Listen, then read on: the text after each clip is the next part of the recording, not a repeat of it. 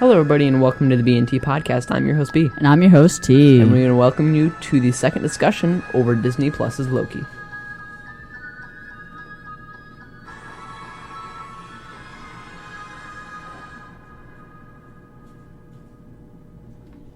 So, just in case that may or may not have been copyrighted, that was owned by Disney Plus. That is the Loki theme song. So, hey, welcome to the second episode. Yeah, so you might hear a slight echo in the background. We're having some major technical problems. Like, we spent like an hour. I think it's an hour now. A Over little bit over that. an hour now, just trying to figure out all this stuff, and we finally have it as close as possible with a little bit of echo in the background, which really sucks. But basically, we have a huge show for you today. We're going to go talk about Loki, like we said, and then we're going to talk about Luca, and then move on to our Vex talk, and then some fun random stories. That's fun. So, all right, let's get started. So, episode 2 and 3 of Loki came out. How'd you like those? 2 was very good. But I definitely, the third one wasn't as good as the first 2 at all. No. Like, it was Okay. still good, just not as good. Right. That was exactly my thoughts. I definitely thought that 3 was kind of just like they ended up here, boring. But like 2 definitely had the most action so far. 3 didn't really advance the plot at all. It just kind of It filled in what happened, Yeah. basically. So at the beginning of 2 we see that Loki's now like working with the VDA. Oh, spoilers by the way. Yeah. So he's working with the VDA. I like that scene where he's talking with the clock. They're making him study. It's timekeepers, by the way. Last episode I was calling them the Time Masters. Yeah, I remember that. And then also I called Agent Mobius Agent Morbus. So our new slogan is B&T Podcast, the podcast that doesn't remember names. Yep. Okay. Yep. Did you just make that up? I did make that up. I Okay. thought about it this morning. Anyway, but Loki is told to like research location. Like, do you remember what exactly it was? Like research possible locations as the hiding spot. Yeah, but Loki came up with the idea to go to the different, like, he had his own ideas. He kind of wanted to do something that the TVA, that's what it's called, right? VDA.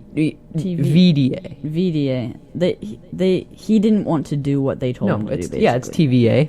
Yeah, I was gonna Time say. Variance Authority, yeah. Yeah. I have it down as VDA, I don't know why. Okay. Yeah, so he's like researching, and then he just moves on to like, he goes to this desk lady, he asks for classified documents, but then just settles with The one file. the Asgard crisis or whatever from Ragnarok. So Loki, a hilarious scene, by the way, explains to Mobius his theory, and they end up in Pompeii to test that. And it works. The theory works, and the theory was that if that event in time is an event that completely annihilates a total population with no survivors, then you can do whatever you want before that event, and there will be no branches in the timeline. So... And the TVA didn't want him to do right. this. So they find... Yeah, they were very unauthorized, and well, I mean, they got the wait. Yeah, they got permission from the judge lady. No, they didn't. Anyway, that doesn't matter. I feel like they didn't. But okay. they Either way. ended up searching through through files and finding a match for the hiding place, and then They're transported to, like, I think it's like 2077 or 20 Sometime in the future. in the future. And a really eerie little like scene there, where Loki has a discussion with his alternate self, and that alternate Loki doesn't reveal herself, notice, until the very end of the episode.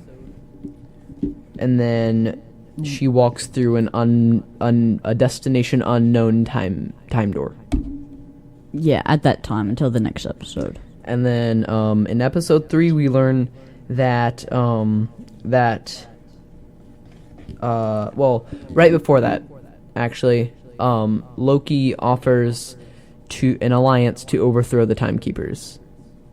That kind of surprised me in a way, but that also could have been a way to like stall her. So my hopes is that he's an anti-villain. I think that's what it's called. I think that's the term. So basically, he's a hero and a bad guy at the same time. Yeah, he over all of the Avengers and Thor and all those movies, he equals out. a swing. He equals a lot. out. Yeah. So that kind of surprised me. The mystery time door eventually leads to the TVA, where Lady Loki attempts to recharge like the time door watch. Like, what are these even called? The little devices that they open the time doors with? Yeah. I'll call it the time door watch. And if I learn what it is, I'll let you know, just like I did the Timekeepers. They were attacked and forced into one of those events with annihilation, but one of those events where the population gets totally annihilated. But now their time door thing is dead, so they can't just walk out another way. They have to escape. They have to change something and escape. So that's their new goal. So they find themselves sneaking onto a train to go to something like the Axiom from WALL-E. And I remember one time when I was coming home from Robotics League night, I looked up at the moon. It was a sort of foggy night, and it looked like the moon had like a giant planet behind it that was being eclipsed. It was the weirdest looking ring, like really far out around the moon, so it looked like a giant planet. And I was just thinking, wow, it'd be really cool to have a planet hovering over us. Like, that'd be such a cool, beautiful sight. But like looking at this, like, it would be so scary if that planet was being like destroyed or like falling apart somehow, and then it was just falling onto your planet. Which happened in Loki. That's what happened in episode 3, and that's what they're trying to escape from. They were too at the very end. They were too late, and the Axiom exploded.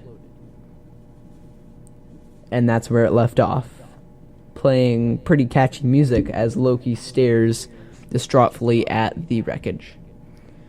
Yeah, and it ended very abruptly. Like, yeah, that's not how I thought it should have ended. I was like, oh, they're gonna. I was looking at how much time there was. I was like, there's no way, and there was in fact way. I mean, but there are some fighting scenes in 2 and 3 where both Lokis are fighting each other, and frankly, I think that our Loki is more powerful.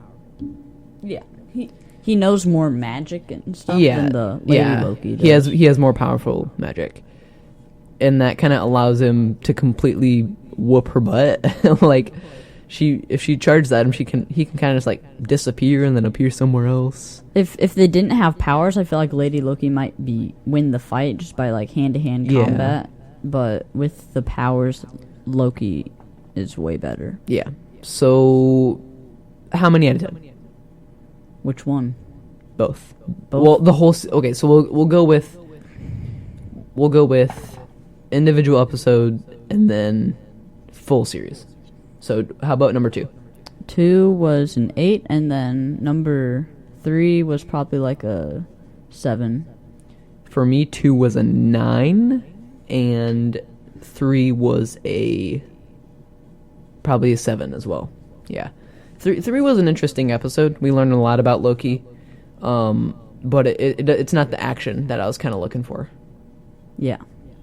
But Okay, that kind of wraps up our Loki. I know we had a more interesting talk last time, but we're moving on. We're gonna try not to spoil anything here because this is like a. So we're gonna be discussing Disney's Luca. I feel like the hype for this movie was really non-existent for me. Yeah, the commercials made it look a lot more exciting than it was. Well, like I hadn't seen a commercial before I even watched it. Oh. That's the thing for me. So going into it, I was like, yeah, I'm not super excited for this. So I was going into it expecting low, and I wasn't disappointed because of that. So I mean, yeah. I feel like to the older viewer, it's an unclear plotline. That's fair, yeah. If you're not watching it closely enough, like at the end, I understood. Shoot, I don't know how to explain this without spoiling anything. Just as his parents were going to send him to the deep because he kept going to the surface, which is something that they didn't want him to do. So he escapes with Alberto to a human town,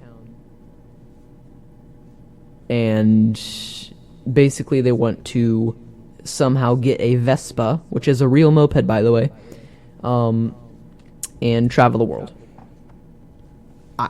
I thought that was the main plot line for a bit, like the Vespa. So I kind of had to think about it a lot. Yeah, the plot went all over the place because like it seemed like the purpose changed like midway through. Almost. Yeah. And then to like detour from Luca itself, as Disney Plus in general, it's basically forcing people to get Disney Plus because they're only releasing stuff either in theaters or in Disney Plus. Like, I'm not sure you can actually buy a disc of Luca or anything. I don't think like they that. have. I think you could just buy them digitally, but I think it's only on like Disney Plus right now. I think it was early release on Disney Plus, and then a little bit later release on theater. I'm not quite sure of that. I don't know, but it's almost like making people have to get Disney Plus to be able to watch the newest Disney movies. Yeah. Sorry. My opinion of this movie is higher because I went in expecting low. Like, so the pros. There's lovable characters. There's humor. There's dislikable antagonists. And then there's touching moments. So the humor is what I look for the most. Like, so the whole first part of the movie is humor. Like, a good kids animated movie for me is a lot of it is humor, and then the very end is super touching stuff that makes you want to cry your eyes out. I mean, I didn't want to cry my eyes out here. It was pretty cheesy. Like, oh, I don't want to spoil it. No, okay. I'm just not gonna. But the cons, it was really difficult to understand for me. If I classify as an older viewer. So, yeah, what are your opinions on like the cons? The plot obviously was the biggest issue. Yeah, like an unclear plot line. Like for like a younger viewer, they would enjoy it because they don't really care about the plot that much. Yeah. They just care about what's happening right then. Yeah. But yeah, for us, it just wasn't as good because there was no plot. Yeah. I feel like one of my favorite things in there was Silencio Bruno. I mean, I verbally heard from you that you thought it was annoying. Yeah, because I feel like it was overused in that movie. I think the part where he introduces it is funny, where he's just confused, like, yeah, like, Alberto, don't do that. Alberto, you're gonna die. Alberto, don't put that in your mouth. No, that's stupid, Bruno. Shut him up. And then Luca's just over there asking, why is his name Bruno? I just thought that was kind of funny. Because I'm a child. In my heart. How many out of 10? I think it deserves at least a 7. It was a good movie, just Yeah. it lacked a few things. Yeah. I don't want to give an 8. But I feel like you're underrating it. So I want to rate more than that, but it doesn't deserve an 8, so I'm going to have to go with a 7. Again, like there's some pretty funny, like it's worth watching. Definitely more worth watching than Falcon and the Winter Soldier. I'll tell you that much. But definitely, it's definitely worth watching. It's funny. It's somewhat touching. So, yeah. Okay. 16 minutes into the podcast. I'm definitely feeling that we have a lot shorter segments here. Yep. I agree. Well, like last episode, we spent like 20 minutes on Loki. Then I think it was like 10 to 15 minutes on shoes. 10 minutes on sports. We were way less organized last time. Yeah, too, though. Yeah. We're kind of like we have a lot more of a schedule here. But we're moving on to our third segment. Oh boy, we're moving on to our Vex Talk. Talk. Okay, so we're moving on to our Vex Talk. Vex Talk. So we're talking about the new Vex IQ game, Pitching In. It's really, really hard to explain without a picture. So basically, we're back to low hangs and high hangs this year, which I find really annoying. Yeah, because you're going to have to... If you know Vex, you're going to have to buy a lot of the new motors over the course of the year. Right. Because they're just going to die trying to hang on the bars. Yeah, definitely. I remember back during the... What was it? Next Level, right? Next Level year, season. Motors would strip so easily. If you don't know, in the Vex world, there's square shafts. So if you look for like a key shaft, it's a square, and the motor keyhole is a square as well, and it would end up being a circle after like 2 to 3 weeks. And motors aren't super cheap; they're like $20 a go. So I mean, like, they're probably only going to get more expensive as time moves on, though. Right, because everybody's going to be buying them. Yeah. So demand and supply. But anyway, it's still a 6x8 field. It's reintroducing the hanging, but the low bars in the middle of the field to separate the field. Like, this is a game that is taking some serious engineering skill. Oh, yeah, because... There are so many different obstacles. The way they set it up, one of the rules says that you can't cross onto the other side of the field unless you can go under the low bar. Well, you don't have to go under it. That's what it said You can go over it. There's nothing saying that you can't go over it. Good luck with that. Yeah, it's... Me and my dad were attempting to make some kind of design. If anybody wants to do that, it's going to be a difficult thing. I think I had a pretty close design just by drawing it up, but I feel like your best option would be to go underneath it because it's going to be really hard to get a robot over a bar. Right. Okay. So this also reintroduces shooting balls into a goal.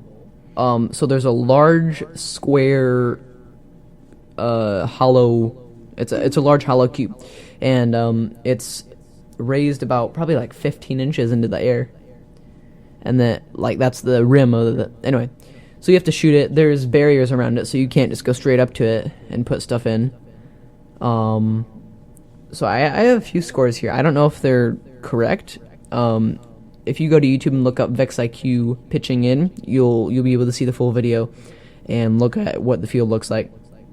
But it is 2 points for a low scored ball. So if you push it into the small cage, and then it's 6 points for a ball shot or laid into the cube. 10 points for a high hang and 5 points for a low hang, and then it's 5 points if you clear a side, if you move all of the balls out of their original positions. I think I'm missing stuff. That sounds about right. But I think that's it. It's probably going to be more low scoring year points. Yeah, definitely. I think the high score is going to be like around 70, maybe 70. Back during the bank shot days, the robots were capped out to their possible limits in size. There were giant bricks, basically, with intake systems and shooting systems. And the thing about that this year is that your robots are gonna have to be even more compact somehow, because all the robot ideas that I've seen already that are able to put stuff in the balls into the square or cube quickly, it's too big to pass under. I feel like you're almost going to have to rely on your teammate to clear one side of the field. You're going to have to focus on your side. Right, yeah. So that's only during teamwork, though. If we're talking about skills, which is going to be a huge thing, I think there's still skills-only competitions. I'm not quite sure about how that's working out. But I definitely think that this game is extremely challenging, and it will definitely put kids' engineering skills to the test. Like, I'm thinking that even the best teams are gonna have major flaws. There's not going to be a perfect. I feel like it's going to be really hard to get a perfect score this year. Oh yeah, I mean, like this year is all robot. Like, if you have a fast robot with a fast intake and a quick driver, you're gonna max out every time.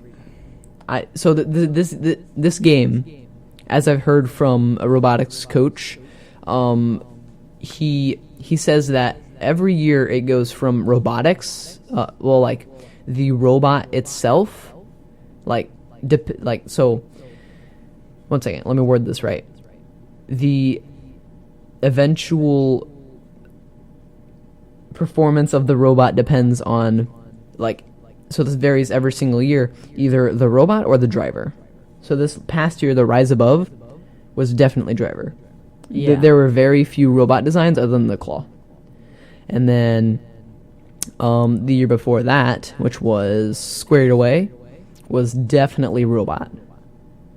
Definitely, because if you didn't have a robot with an intake system, a good lift that could make it onto the platform a lot of the time, and then like the year before that was back to driver, which was next level, which with the hubs, and that was definitely more driver, because it was a pretty simple design, unless you had an insane design, like the Great Minds Robotics. They had like a double reverse 4-bar lift with omnidirectional everything. So, yeah, this is definitely more of a robot year. Like, just thinking about a design that will work. I saw a design today that hangs on the bar. It takes 56 seconds to clear one side into its intake system, high hang, and then dump it in. So it high hangs when it high hangs, that's when it dumps it in. And that it does that all in 56 seconds. So if they can find a way to speed that up, that'll definitely be like a big point. Yeah, and if they can also find a way to get it underneath the bar, that'll also be very beneficial. So, go ahead. I'm glad I don't have to do this one, because yeah, I'm definitely I do not have the engineering mind. Yeah, I could do it. I'd get very frustrated over the course of that season. But I mean, like any robotics participant that has ever been a programmer will know that would be very hard. That this game is going to be extremely hard if you do not have a sufficient robot. So, I know we're doing a lot of rating. But you want to go ahead and rate this game? I'm not sure what I'd rate it. Like, I'm deciding whether... So, we're not... Okay. So, we're rating on how much we like it. Yeah. So, challengingness is kind of just like the not try hard way out. Like, be a try hard. inspired by Mr. Demean and Mr. Knafel, our gym teachers. Anyway, so I would say this is a very interesting game. It takes like 3 hours to build a field, all the field elements. That's definitely a downside. This game will definitely be fun to watch, and especially if you're a judge or even a person participating in it. Like if you're at Worlds and you're tied with another team for the win, like it's gonna be tense. If you miss a shot, banks off, like it's gonna be really fun to watch. I'll say that. It's really fun game, but the fact that they said you have to go under the bar. You don't only have to go under.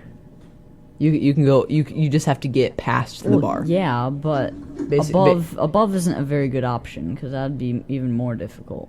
Probably. It's definitely an engineering trick, but if you can figure it out, it'll definitely be easier than compressing your robot down to the last inch. But anyway, we're moving on again to some fun stories.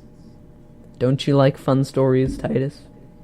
That depends if they're about me or not. Okay, so while on the topic of robotic, I'd like to mention that me and my good friend Lucas attempted to vlog down at State one year.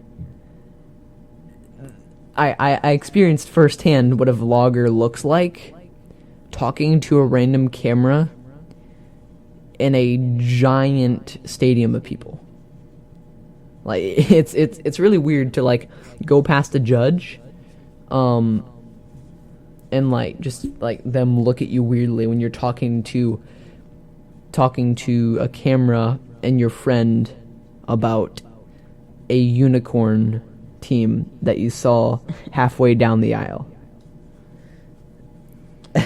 Okay, so any robotics kids listening to this right now needs to know that it's not a good idea to vlog unless you're not talking to the camera. You want your full attention to be to the competition.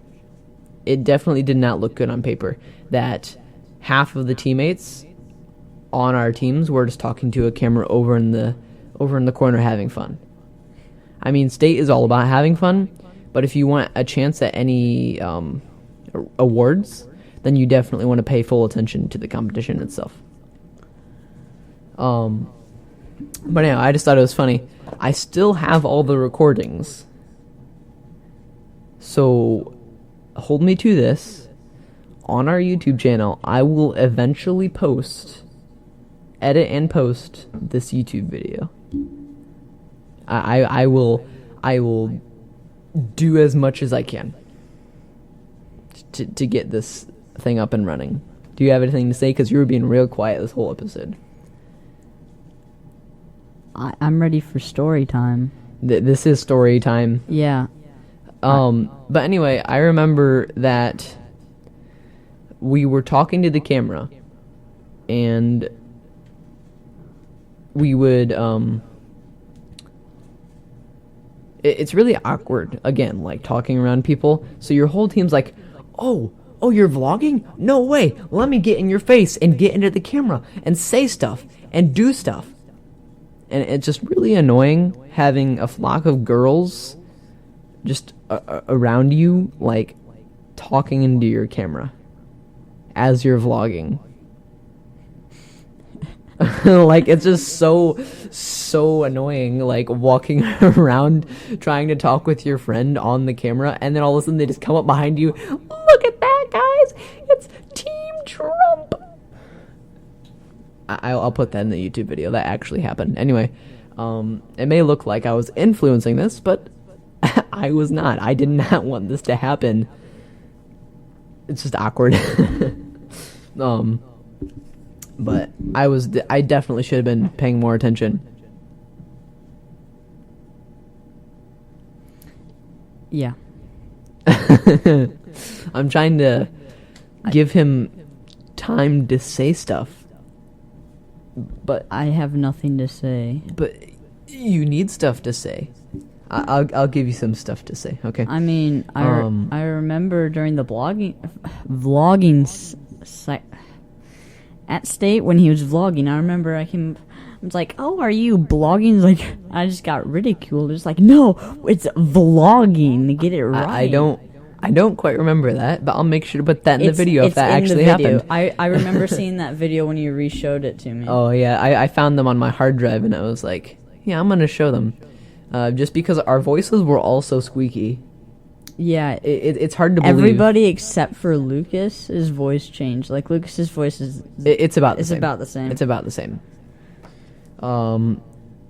So in our second year of robotics, well, my second year, T's fourth year, yeah. What year was this? This was our 7th grade. This was, yeah. Squared away. Squared away. Yeah. Oh, Fourth yeah. year. That's my fourth year. So, T's fourth year and my second year.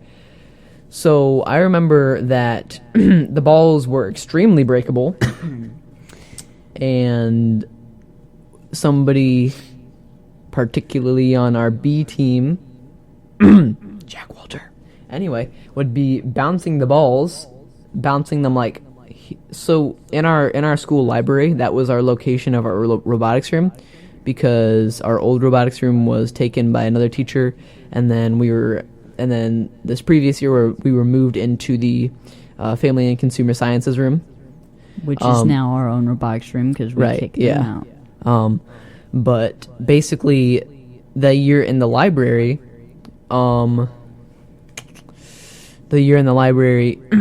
we had those breakable balls, and our library is really big. It has like skylights too. It has skylights, very tall ceiling. So he's like throwing it all the way up there, and it's falling. He's not dropping it, and then the coach comes over and he's like, "Hey, don't do that. They could break." He does it one more time. It slips out of his hand and shatters. And oh man, was I dying on the other side of the room. Yeah, it was hard to watch. Like, we were short at least 4 balls at the end of the year. Because they give you extra balls, but we were still short after that, too.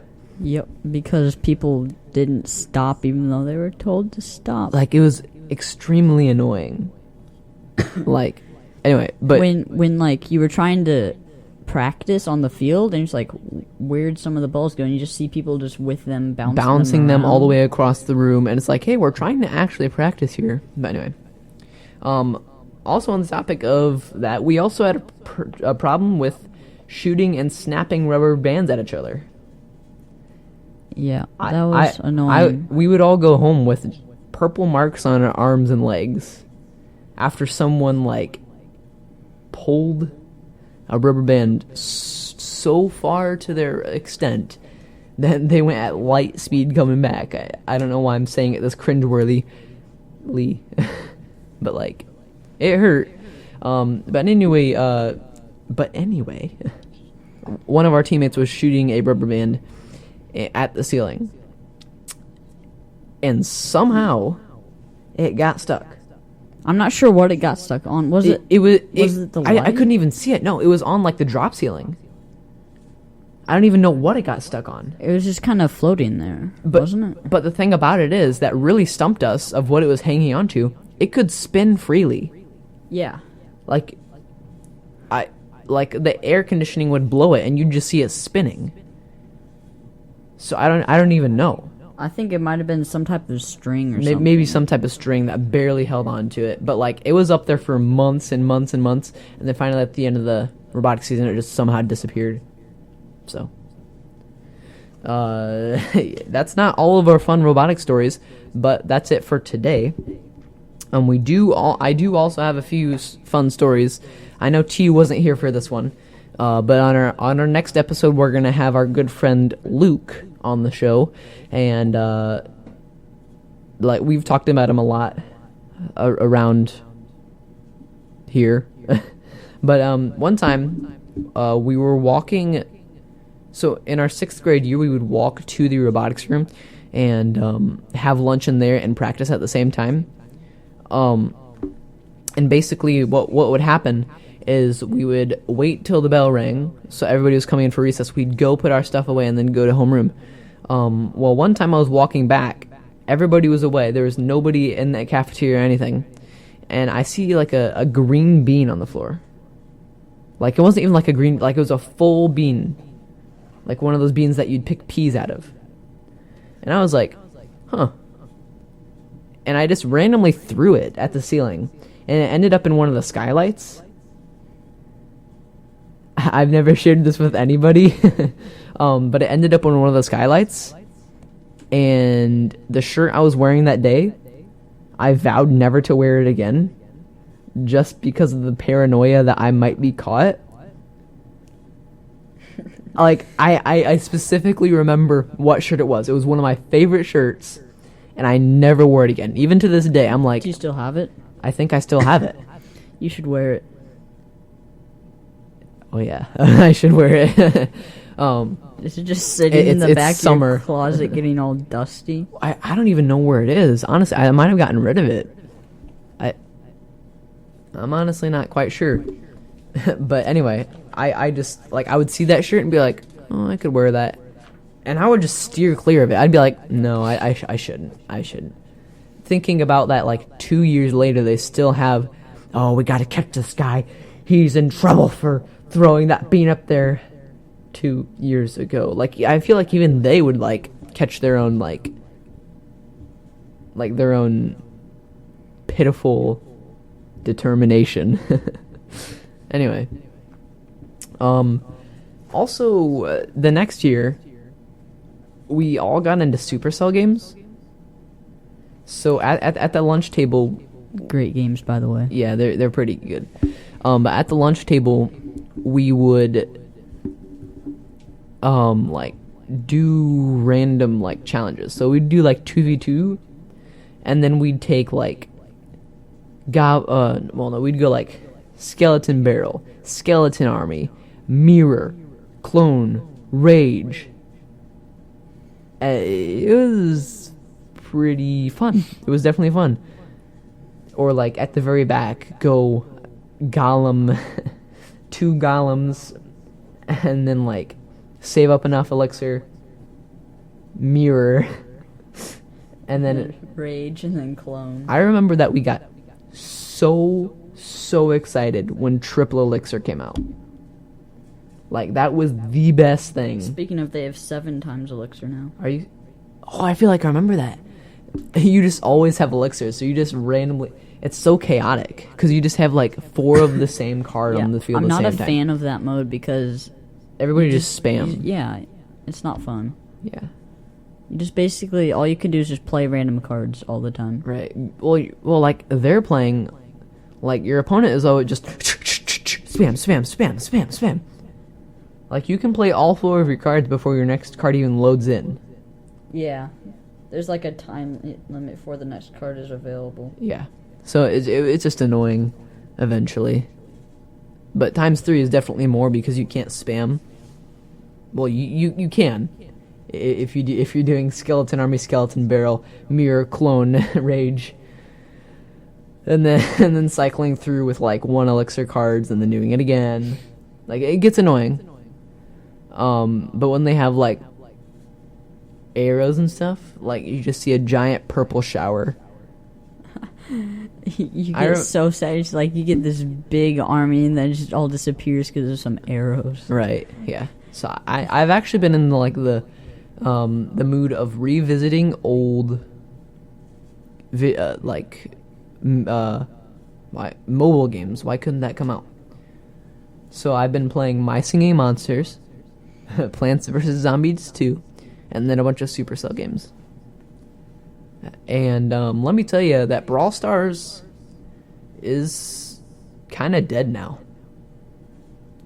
It's not dead. It's just not as popular as it used to be. Like, definitely at the lunch table last year. Or not last year, like a long time ago. Anyway, but like we would also all play Brawl Stars a lot. Brawl Stars was definitely popular. I don't even know. Anyway, but like I actually revisited it today. It's been like months since I've gotten on and like actually played. And I opened a super box, like one of those purple boxes, and I got Colonel Ruffs and Mortis out of the same box. The people listening are gonna be like, what are they talking about? Yeah, I'm a really technical person. That comes from robotics because we're encouraged to use really technical terms to impress the judges. So I just always find myself using really technical terms. It's weird. Yeah, I'll be talking to people. During that Brawl Stars Supercell phase, I was also really into computers. So I'd be talking to my friends about stuff they didn't understand. I'd be like, yeah, I'm going to spend about $1,000 on a Radeon Color Power RX 5600, and then I'm going to get a Intel i7 core, which has 12 threads and 6 cores, and then I'm going to get 16 gigs of RAM, and then I'm going to get a 600 watt. Like, I just have all that memorized. It's just stuck in my head, and I just always use technical terms and nobody understands me. So it's kind of just embarrassing when I'm talking to someone, and like they're like, yeah, I totally understand in a sarcastic way. That's me. Yeah, that's him. And all of my other friends that I try to talk to about stuff that I like. But one last story, and then we're going to get into something now. Well, maybe one or two last stories. We might trail off into something else. But me and T's English teacher, we'll call her Mrs. Reed. So people in my class would call her Mrs. Weed. Like with a W, like W-E-E-D, like marijuana. I don't know why. That must have just been your class, because I never heard that. Yeah, before. it was, our class was probably the best. But anyway. No. No, they weren't. Yeah, well, our class had all like the bad kids. So she would go from happy laughing with us to screaming at the bad kids in like 5 minutes. And then the good kids would like start messing around and like having a really great time. And then, like, she would get mad at the good kids, too. But anyway, so in the 8th grade Olympics, which was a while ago, anyway, it was, like, a end-of-the-year event. I think it was the last day of school, right? Yeah, the last day of school. Yep. And it was basically it was a bunch of relays, basically. And Bunch of different events. yeah, and yeah. So, anyway, long story short, my homeroom won, baby. Mrs. Weed for the win. Your pitiful Hessenators suck. I know. The Hessenators didn't even get their Photoshop requests in. No one that likes that was very disappointing. Anyway, but me. Sorry for the voice cracks. I'm a growing man. I am so sorry for living out life. I thought you said you were a child earlier. Hey guys. Anyway, again, so me and my classmates in Mrs. Reed's homeroom, we were talking. We were like, we wanna dump water on her because at that point we knew we won. Like we got first place in a lot of stuff, and we were like, let's dump our water bottles on her. So this is a fun little story here. We were taking a picture in the place we originally intended it to be, and one of our classmates didn't understand, and he was one of the more popular guys. So when the time came in which he thought, he was like, he ran to the front and went, "Get her!" And he didn't have a water bottle, so everybody just kind of stared at him awkwardly. And Mrs. Reed didn't understand. I don't remember exactly what happened, but it was just so funny because he's like, "I thought we were doing it." Anyway, but move along. Another homeroom team decided to dump water on theirs, and she looks over and she's like, "Oh, that's funny." And it was, I think I was walking next to her along with two other girls in the class. I don't know how I ended up next to her. I think I just anyway. Just was walking. Yeah, I was just walking. Anyway, so she looks over and sees them dump water, and she's like, "Oh, that's so funny." And the two girls look at me, and they're like, "Do it, do it." I'm like, "She has her stuff." So they pass me their water bottles. I'm like, "She has her stuff. What am I gonna?" I'm mouthing all this out, and Mrs. Reed is still pretty oblivious to all of this. And then she's like, "Hey, can I take your stuff for you?" And she's like, "Yeah, that'd be great." And then we chased her around the football field, dumping water on her. she was so that was at the very end of the day. So we went inside, and we got announced on the announcements. We ran out to the hall, went crazy. Anyway, they were very annoying. Sure. I mean, coming from a sore loser, you're like, "Oh yeah, our homeroom's so athletic. I feel like we're gonna get really good placing here." Our teacher didn't really plan it out that well. Not gonna lie. Yeah. Anyway, he just kind of did it randomly. Yeah, but anyway, she was sitting in the hall, redoing her hair because her hair was wet and stuff. But anyway, hi, Mrs. Reed. I'm probably gonna send this link to you. You wanna say hi? Hi, Mrs. Reed. I was definitely your favorite student. Yeah, you and Molly both. Thanks, Mrs. Reed. I'm sure you're gonna be laughing at that pretty hard. His face is turning red. Anyway. I'm never gonna hear the end of that.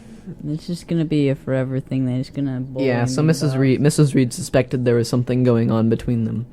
Just because I was in the corner of the class and there's one person I could talk to. And they often talk to each other. Like, intently, with passion. You weren't even there. I'm just kidding. Anyway, but she just talked to me and my friend one day, and we've been teasing T ever since, so. It's not fair. I feel like we've reached the end of our podcast. So sad.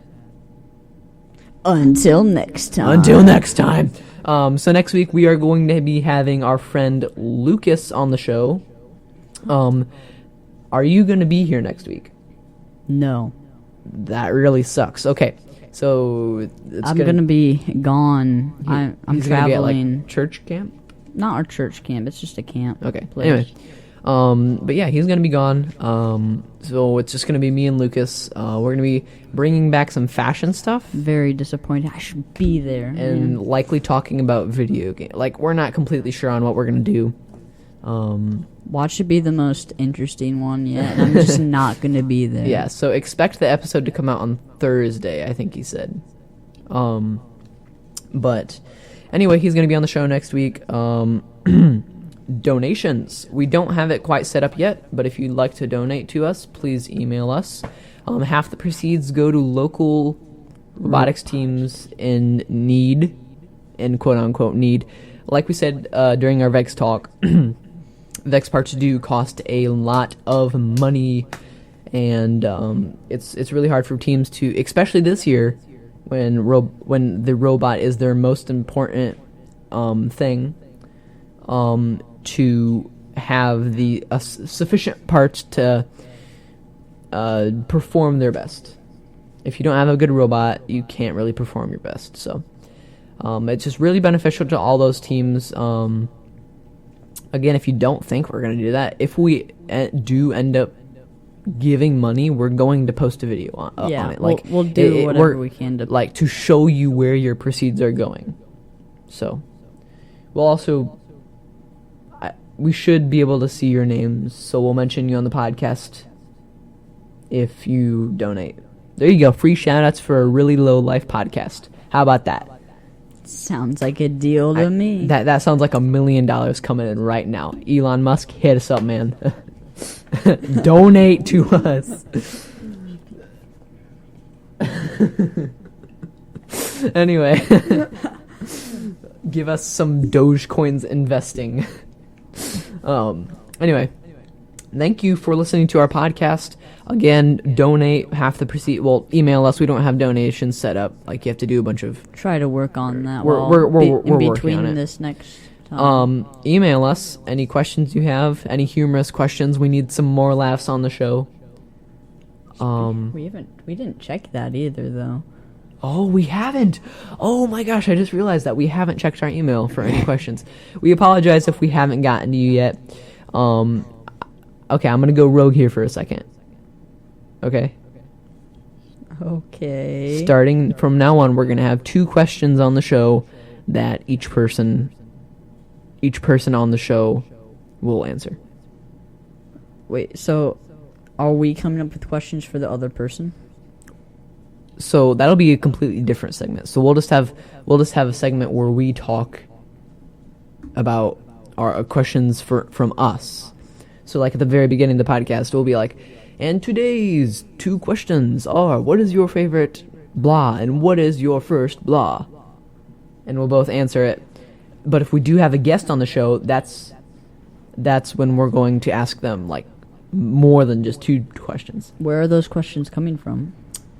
Us. We're just gonna make up a question. Nice. Okay. It is now raining outside, so we're sorry for the echoes in the background, and we're sorry for the background noise. We have terrible voice cracks on the show, and we also have extremely bad technical difficulties when we have them. And with that, we'll see you next time. Well, no, we're not going to call it off yet. But anyway, But coming from the guy that doesn't wear a blanket for soundproofing. You're not either. You could have. You know what? Thanks for listening. We'll see you next week, probably Thursday. Thanks for listening. Goodbye. Are you going to say something? No, you just end it.